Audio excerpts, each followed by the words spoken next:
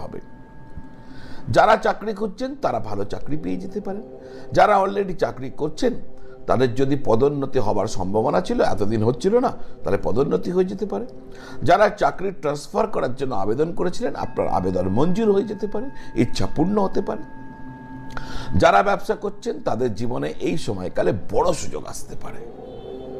এই 18 মাসের মধ্যে যারা ব্যবসা করছেন তারা জীবনে কোনো না কোনো একটা গোল্ডেন অপরচুনিটি আসতে চলেছে। এতদিন যে সমস্ত কাজ আটকে ছিল না, ব্যবসায়িক কাজ, দেখবেন সে কাজ কিন্তু ওখান থেকে উদ্ধার হয়ে সেই কাজ শুরু হয়ে গেছে।